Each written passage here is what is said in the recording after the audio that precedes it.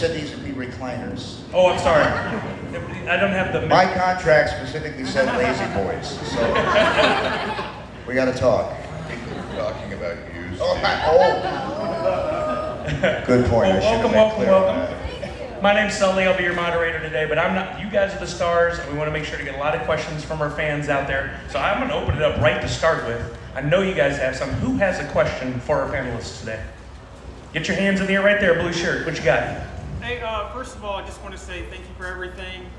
Jen, amazing job in the TV series. Absolutely loved it.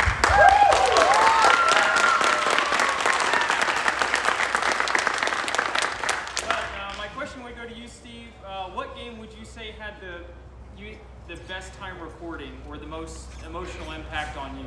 Yeah, it's easy. Halo 4, and mainly because it's the first time I got to record with this woman in the flesh, in person. We recorded. In fact, Jen and I had never even met until a few months before we started recording that, and the storyline was particularly impactful to me.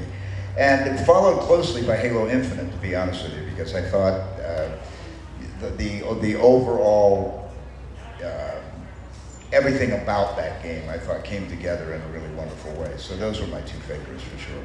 Thank you. Sure. By the way, this is the very first time the three of us have ever appeared together anywhere for any reason.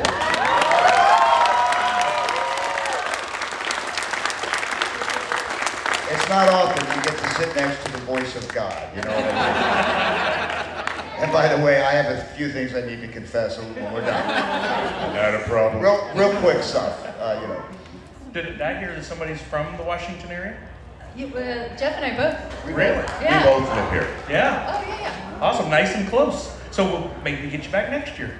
There you go. Yeah, there you go. Hey, I grew up in Issaquah. There you go. Go to Quah. No, we both live in Seattle. Well, no, you live north, don't you? I'm in Linwood now. Oh, we're neighbors. Oh, yeah. All right, do we have any more questions? How about you with Yoda on your shoulder there? Or is that Grogu? Grogu, I'm sorry. It's both. My question is about the first three Halo games. When you got to see your lines with Martin O'Donnell's soundtrack, what sort of emotions were you going through at the time, like seeing it all come together? I didn't really see it all come together until, I never even really saw what Cortana looked like. Because I was terrible at playing the game. I tried, and I just, it's just terrible.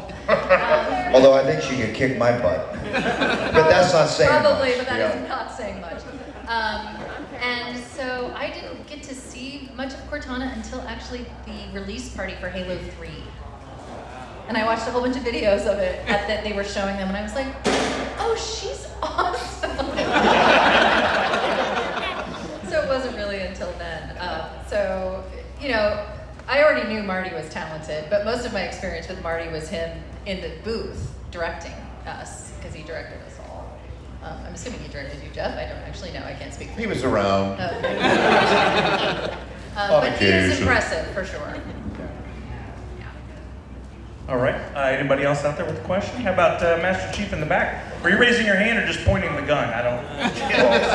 Both. All right. Outside of Halo, do you have a particular project, whether that's a game or TV show you particularly enjoyed working on?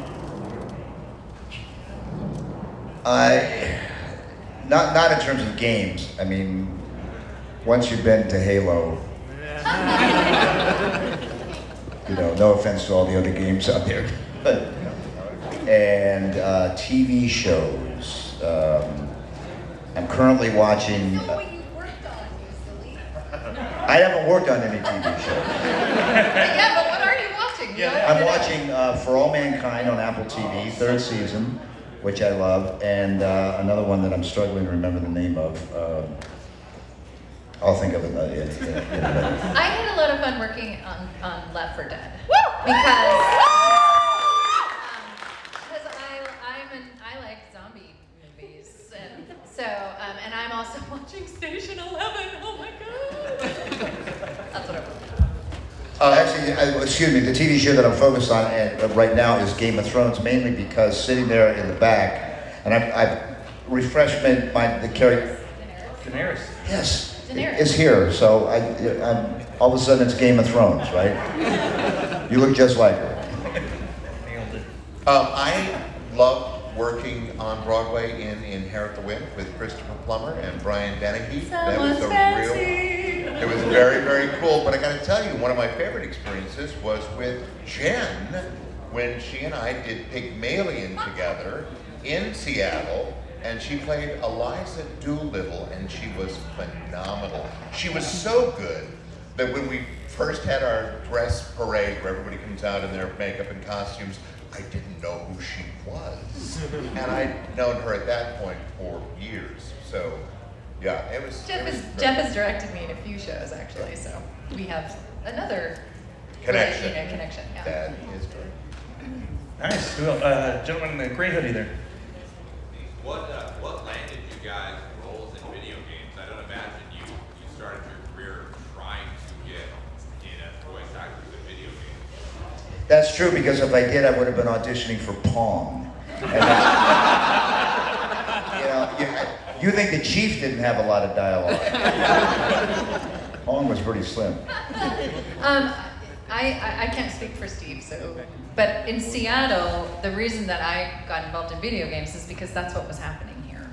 And you're auditioning for voiceovers, you're auditioning for commercials, you're auditioning for, I can't think of anything else I was auditioning for in the 90s, but I mean now we're also doing narration and whatever, but there were also video games happening at that time. And what they were looking for were people who could do voiceovers who were actually actors. And I know that sounds silly, but back in the 90s, if you were in radio, or if you were on the air, you were generally an announcer. And so to find actors who could also do voiceover work back in the 90s in Seattle was sort of weird. So they were looking for that, and we just got lucky. Happened to stumble into it, myself, and that's what No, I would say. absolutely. That's exactly right. I mean, and also, people don't always understand exactly what an actor's life is like. They'll say, why did that actor take that role? It's like, well, Because it was offered. Seriously. I mean, it's not like we pick and choose and sit there eating bonbons in our park alone. Oh, I guess maybe some of us somebody do. might. What's my inspiration? No, I've had a lot of people ask me, like, why aren't you doing more video games? I'm like, Exactly. bring them. Bring it. I mean, I'd love to do more video games. Absolutely. I mean, there was a period of time they were doing these wonderful video games for kids. Did you do Pajama Sam or I did a lot Spy Fox? No, I did a lot of games for kids, though. We did those. Yeah. And then they did Played a lot other of things fish. for Microsoft. And then one day it was just, got a call for an audition, and it was this. So, you just never know. Actor friend of mine said once, never get out of line, which the implication is you just never know, if lightning is going to strike. The only time you can guarantee that it won't strike is if you're not outside. So get outside, stay involved, keep your head in the game, get out there and try. And sometimes you get lucky, and sometimes a halo comes along and changes your life. So that's kind of what happened. Nice. Anybody else with a question? How about you, sir? What was all of your guys' favorite lines from any of the Halo games? Oh, that's hard. I think my favorite game is, this cave is not a natural formation.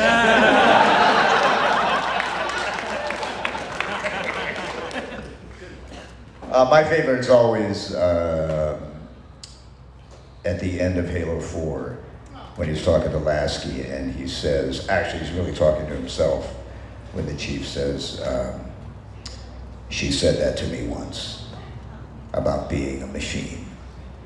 That's my favorite line.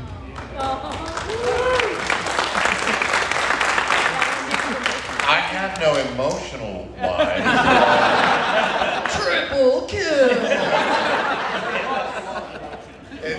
But probably my favorite line that I actually recorded that did not go into the game was supposed to happen when you shot one of your own teammates. Some of you may remember that a former vice president shot a friend when he was out hunting in the face, and the guys at Halo thought, oh, this will be great. You know, when you do that to your team, we'll hear Jeff go, Cheney Mania.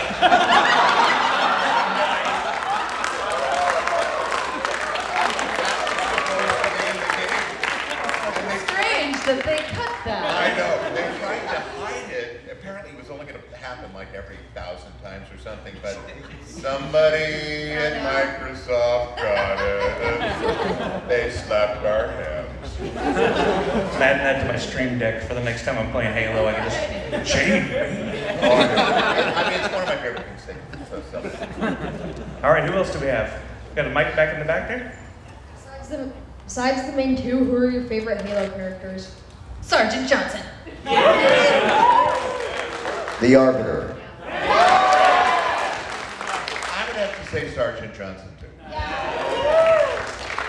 I think we're working on the mic over here. Oh, red shirt, you made it so far. Good Oh, Riker. Really hanging on here. Hi.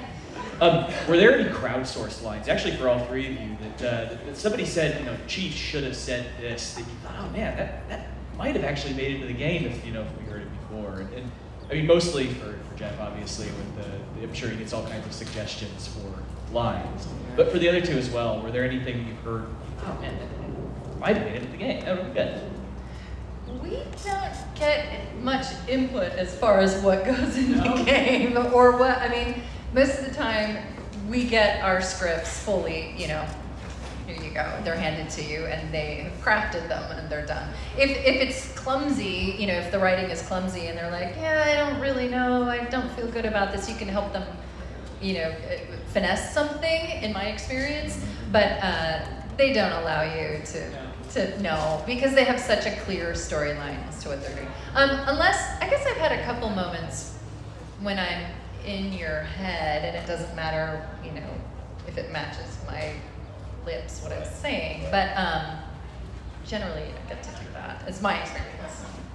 Yeah, the only one that I can think of that never made it in was the original motivation that Marty gave me for Master Chief when we were doing Combat Evolved was he was Clint Eastwood.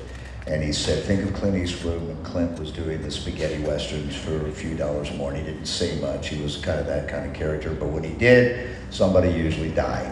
So he said that's where I came from in sort of the initial readings for the game. Later on, in the scene where Master Chief finally puts an end to Guilty Spark, we ad-libbed a little bit, and I brought back that Clint Eastwood line from Dirty Harry, when he's got the bad guy cornered in the coffee shop, and after a big gun battle and everything, and he points the gun to the guy and he says, well, in all the confusion, I can't quite remember, was that 5 shots or was it 6? Well, you feel lucky, punk. So that's my line to Guilty Spark when we're doing the end, and everybody got a big laugh out of it, and it never made the game. Yeah. I mean, you're always ad-libbing and trying to get stuff in, but it never really gets in. Yeah, I mean, Jed's quite right that we are given, piles and piles of copy, paper, lines to say, and what may occasionally happen is you may deliver something in such a way that they go, oh, and then they'll want to rip on that, but they do the writing. The only other thing that happens to me, I suspect it doesn't happen to you two, but at the end of recording whatever it is they've got to record for the game, then they'll say things like, oh, would you say, such and such for one of the producers? My mom really loves you. Can you tell her to triple kill the lasagna? Something like that. They really will. They'll come up with really silly lines. Exactly. Cool. Yeah, and then they'll sit and they'll laugh and stuff, and they go, hey, yeah. I don't get that many of those. Not many of those requests. You don't have many of those requests? Not many of those requests, no. I think maybe I'm too I've gotten a few of those. Maybe I'm too scary. They're like, oh, get her out of here. Get her. I remember I'm kidding. Story. I did a narration it was for some kind of medical thing that had a whole bunch of words I couldn't pronounce. And I remember the session took a very long time. And when we were done, that's when the guy said, look, we're kind of a fan of Halo. So, could you tell our friend you need a weapon? And so I think it was the only reason I got the gig, because I literally could not pronounce half the words that were put in front of me. So all these medical terms. I think we get the mic with somebody there, third row. Is there a hobby or a non-voiceover activity that informs the voice acting or acting, like if you're reading or just taking a walk? Anything that helps with character building? Reading helps a lot, I think. Anything to do with voiceover, the more you are able to, read fluently and fluidly, I think the better off you're going to be as a voiceover actor. A lot of people are not good at reading, and I think that's really is hard then for them, But informing character. Well, acting. Yeah. That's a. I think for me, well, first of all, one of the advantages of being able to work on a game like Halo was all of the source material, the ancillary source material that surrounds the game, which is unique, I think. I don't know if it's totally unique, but it's pretty unique to Halo in terms of the books and the comic books and all this backstory that you could tap into that I'm pretty sure doesn't exist in most other video games. And the other great source material, in all honesty, for me, is you. And being able to do these conventions and meetups and whatnot, and get to hear your stories about how the game or the character has influenced you. That information I take with me into the next session, because it's sort of, it just plants things in my head that I find useful to sort of flesh out the character a little bit more in the next go round. So thank you, and you're all uncredited and no, you won't be paid, but my heartfelt thanks. That's something I was going to ask about. When all the Halo games started with the Combat Evolved, the cons weren't quite as prevalent as they are now. So your life has changed, I think, dramatically over the years by going to the cons. Do you have any great stories or thoughts from all the conventions that you've gone to over the years? Well, the very first time I ever made an appearance on behalf of Halo and Master Chief was a small, it was like a GameStop opening, and I think it was in Fort Lauderdale. And I remember doing it, and I remember calling Marty and saying, somebody's asked me to make an appearance. Am I allowed, number one? And he said, yeah, it's fine. He said, he said, don't dress up as the character. That was his only, and I said, no worries there. But the other thing was, when I came down to do it, my condition was, I said, look, I don't play the game, so do not put me in a position to actually play the game, because I don't play. My attraction to it was always the story and the voice acting and all of that. And they said, fine. Well, of course, they lied. And they had a contest, the winner of which would play me at Halo. And I told you, dude, man, I don't play the game. They said, don't worry about it. We have what would pass then. I don't think they actually had pro players back then. But what would have been a professional Halo player was going to literally be behind the screen with an active controller. I was going to have a dummy controller. Appropriately named, by the way, because a dummy would be handling it. The winner of the contest was an 11-year-old girl. And so we get ready to play the game, and she cleans not only my clock, but the pro player who was behind the screen. It literally lasted about 15 seconds. And you have never been more humiliated to have some 11-year-old girl go like this.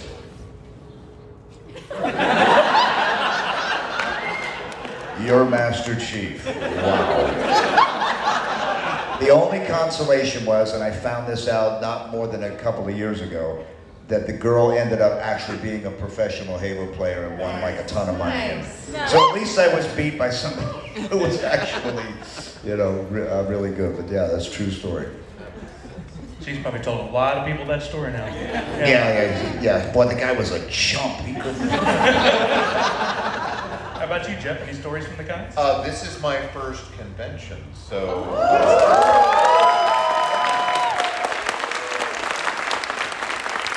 The three of us did a virtual convention last October, but that's not the same by any means. This is the first time, as Steve said, that we've all three of us been together at a convention, and I love it. I think it's fabulous. It's exhausting. It's really tiring, but it's, what an incredible gig. Having people come up all day long and pay you money to tell you how much they love you? Where has this job been all my life? Most of my life has been, reviewers telling me how dreadful I am. So this is very, very nice. I love it. It's been great. And all the people I've met today have been so. One of the weird things is that over the course of 20 years, I have had very few occasions to meet any of the fans of the game. I'd get called every 4 years or so, and I'd go in and I'd record, maybe a couple of times, and then the game would come out, and that would kind of be it until the next game came out. And because people don't tend to know what I look like, they only know a voice that I use. It's not like I go to the store and I go, can I get change? Maybe if I... You ought to try it, though. Maybe if I'm really desperate and suffering low esteem, but normally I don't. And so, it's only in recent years that people have sort of gotten to know me a little bit more, and things like this, it's amazing. I have a very clear memory. I hope you remember this, Jeff. This is in 2002. Jeff and I were doing a play. Let me just say, were we in an elevator? Yes, we were. Jeff and I are doing a play, and we're going to one of the actors' houses, one of the actors' rooms after to have pizza and watch a movie or something. And we're in the elevator going up, and you had met these guys in the lobby as we were getting into the elevator, and I ran in late, and he was like, yeah, I'm that guy, and this is Cortana. and the guys were like, what? You could see, they had played Halo, and they were Halo fans, and somehow you had started that conversation, but that didn't really clue the fact that we could be the people who played the characters just did not make any sense to them. And they were looking at us so strangely, and then our friend Andrew was like, yeah, and I did the motion capture for Godzilla, and they had no interest in him whatsoever. It was very, very funny. Actors are very, very sad people. I think that's clear. No. Did the mic get passed to somebody else in the audience? Oh, there we are, over there. Hi. Was there a moment or a game where you knew that you were voicing a love story? And did that change the way that you breathe life into your characters, especially you, Jeff? You're waiting for me to answer this question. If I think of it as a love story, it's, I don't want to put my experience of this on anybody else and on their experience. And if that's what it is to you, then I celebrate that. This to me is almost a platonic love story. And I know that that's not going to make sense to a lot of fans, but they are almost like siblings. And yet there is some sort of romance, but it's also like they're war buddies. It's everything. So,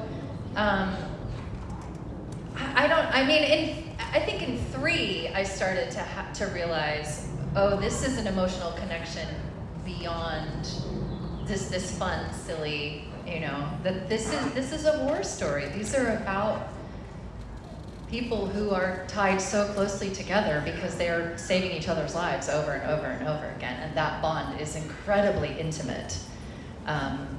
So probably 3, but I try not to think about it as a romance. But I don't want that to flavor anybody else's experience of it. but I have to try to think about it slightly differently. And in reality, really, they do come from the same mama? mother, in a sense. I mean, certainly Cortana does, is a direct digital offspring of Halsey. And what Master Chief, He's got some mama issues. he got some serious mama issues. So in essence, they are, brother and sister in that way. And I think, the love story part of it is probably more like what Jen said. It's that, it's either the love of a brother and sister and or of two characters who have a shared trauma. And I think that is, and yeah, right about 3, and then certainly with Halo 4, that was really explored in a much more in-depth way. Great question. Thank you. Did we have somebody else that had a question out there? Right here in the front. Oh, okay, right there. So this question is for Jen. What was it like for you when Microsoft said, we want to put you on every Microsoft computer that we have? What has it been like since then to just be everywhere like that? I don't know. Am I anymore? I feel like they're sort of getting rid of it at this point. No, I'm still everywhere. Okay. I'm sorry. I want to look for that check. Nope. No, I wish. You don't get paid that way. That would be nice, but. I found out that they were doing it and that they had code-named it Cortana as like a cute thing. Like, it wasn't going to be me. It was just what they had code-named it. And my friend works at Microsoft, and we were having dinner one night, and he has nothing to do with this part of Microsoft, apparently. But I said, wouldn't it be funny if I played Cortana? And he was like, oh my God. And he called his boss, who called his boss, and I don't know if that was really where it came from, but it was sort of a joke originally. I was joking around with my friend. Again, I don't know if he had nothing to do with it, and it all just was symbiotic and happened at the same time. But I don't know. I don't think about me being everywhere. I don't hear it very much. So sorry if I'm haunting you. I'd rather hear you than Google, to be honest. What'd you say? I'd rather hear you than Google. Yeah. Okay. Or Siri. Okay. Yeah. 12 phones just Yeah, it was an interesting experience to do it. It took a lot of hard work. And talk about sight reading. I feel like I became a master sight reader. The work that I could, when I got into the groove, the work that I could get done in a short amount of time was pretty staggering to me, frankly. So that was a skill that I had fun developing. But I'm not doing it anymore, so I'm not recording any more new stuff. So yeah, but it was interesting for sure. Yeah. We have another question right there in the front. So like hearing that you guys were just like hired in, and you didn't know exactly how it was going to be. At what point did you realize that you had lightning in a bottle, that you had just like made this like huge video game and that we're on this scene? Like when did it hit you? Like when did you find out? Was it like a con? Was it like all of a sudden you're in a magazine, or what was that? When was the aha moment? So yeah. Well, Jen's heard this story more times than she cares to know. No, I want to hear it again. Yeah, sure you do. I was visiting a friend. This was, I'm thinking it may have been even when Halo 2 came out, but because I was not involved in the gaming world, I had no idea the success of Halo at all. And a girl I was dating at the time, we went down to visit a friend of hers in Florida, and I was walking through the living room one morning, and the kids were playing Halo. And it jogged a memory, and I literally not thought about it one bit from the time I did the original sessions. So this is a good year and a half after the game came out. And I stopped and I said, I think I voiced a character in that game you're playing. And the kids are like, what? Oh, who? I said, I can't remember who it was, but I said, I think he was the main guy in the game. And they said, Master Chief, and I was like, yeah, it was Master Chief. So within a half an hour, every single kid in the neighborhood is at the front door with an Xbox or a copy of the game wanting me to sign it. And it was literally a, what? And it just exploded. My world took a turn that I would never have imagined in 1,000 years. I think that was technically your first convention. Well, yeah, I guess it was. In this kid's living room. Jeff, was it that elevator moment? No. Actually, I think when I realized something was going on, I believe, doing the work on the second game. And I'd gone in, I walked into the booth, like about the size of a telephone booth with a little glass partition. And on the other side, it was Jay Wineland, who was my sound engineer, and I think a writer, and they said, oh, by the way, somebody may be dropping by and they might want to watch you record. And I was like, oh, okay, fine, sure. So, I would be looking at the page and I'd read all the way down, red team, blue. And then one point I looked up, and suddenly on the other side of the window, there were like 20 people crammed into that little tiny room. And directly in front of me was Hayden Christensen. And it was like, oh, Jeff, can we stop? And we chatted a little bit. They didn't let me out of the booth. They weren't gonna let me get too far away because they knew I'd run. But no, and I went, oh, because the first game was almost entirely Seattle voice talent, if I'm not mistaken. Yeah. So people like Keith David and Peter Dinklage, they all showed up in game 2 because it was Peter such a big... Dinklage was in game 2? I think so, or 3 maybe. He was in something. He was in Destiny. No, I think he was also in... Really? I believe so, yeah. I think so. Yeah. Fun fact. Get out your phones. But it was one of those, you suddenly realize it's like, oh, they can get celebrities and they're going after them. So it's like, oh, okay, that's interesting.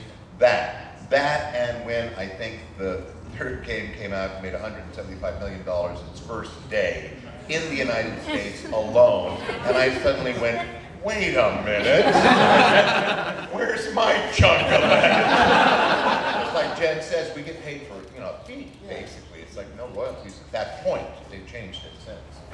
They have? Not in Halo, but for video games, yeah. We don't get royalties, but... No, we don't. Would that we do? No, we don't. Yeah. I'm sorry. That's your job. No, you're doing fine. You're doing great.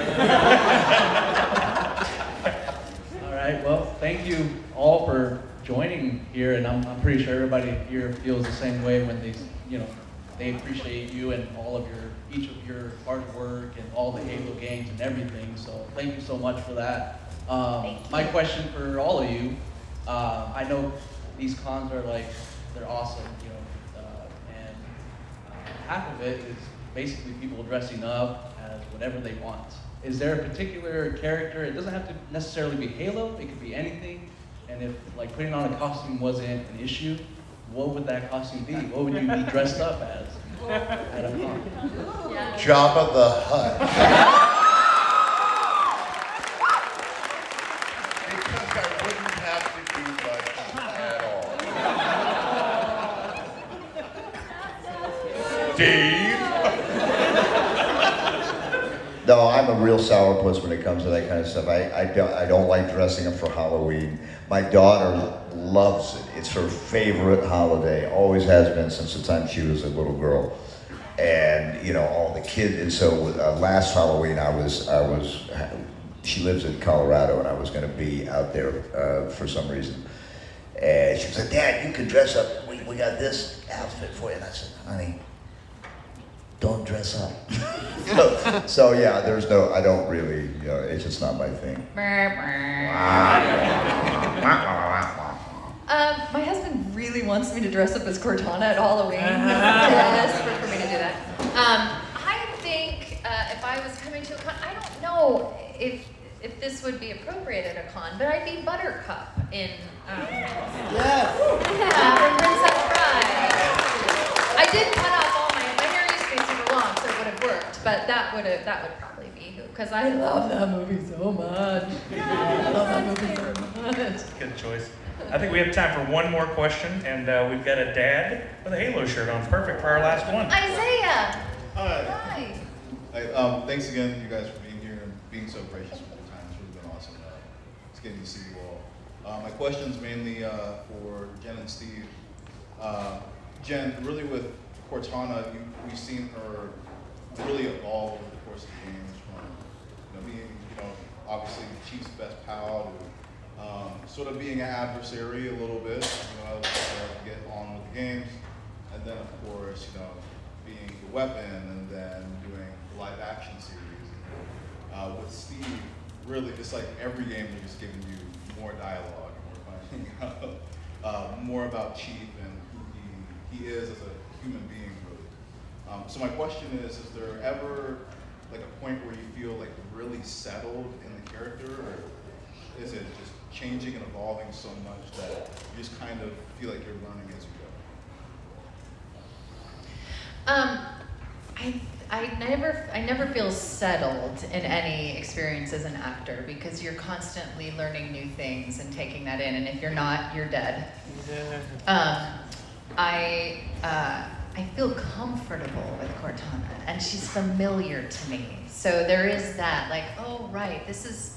But I have to, before I do any new game, I go back and listen to what I did before to remind myself to get back in that world. But I wouldn't say settled, but I do feel she is familiar and dearly loved. I love her so much. So I have that. But yeah, I never feel like, oh yeah, I got this.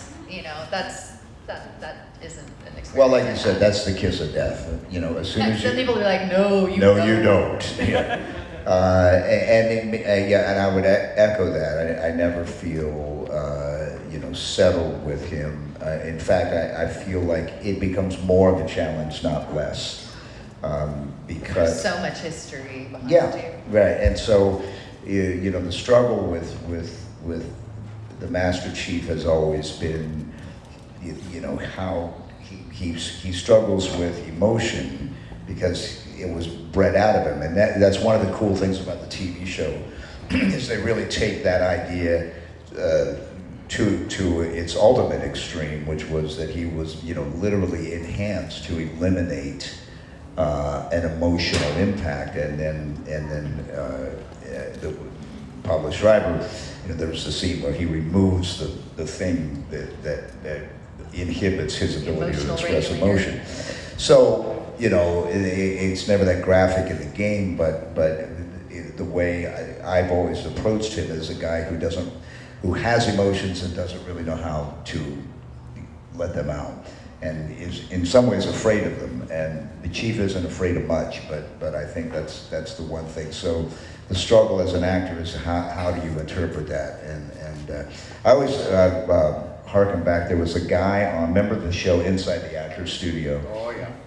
It was a show, I don't know if it's on anymore. And I can't remember the actor, but they were talking about playing a drunk.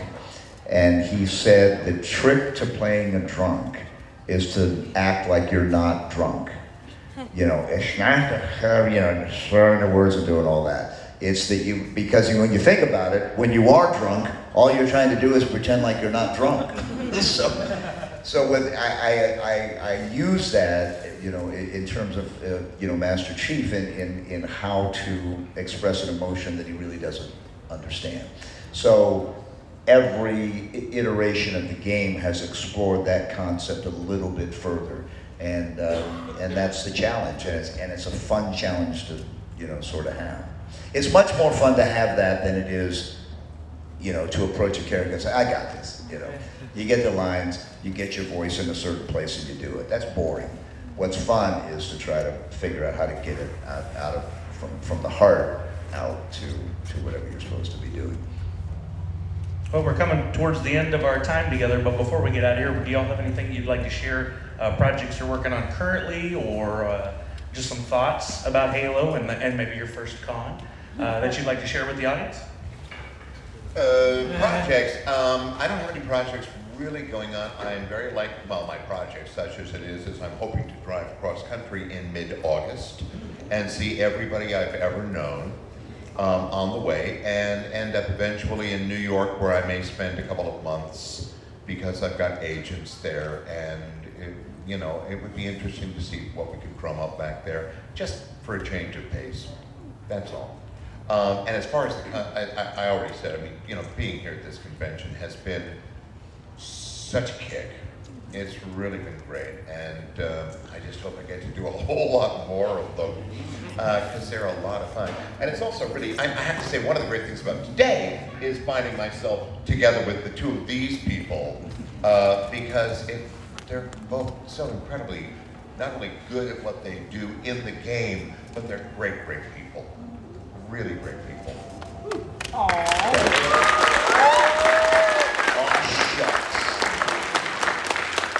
I'm working on my springwood. I got a nasty slice that I just can't. That's kind of that's all I'm doing. I'm gonna go back to Budapest at some point to film season 2.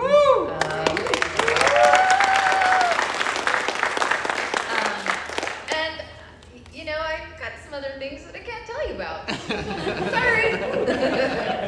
All right, well then thank you so much for your time, and let's get a big round of applause for our guests, everybody. Thank you, guys.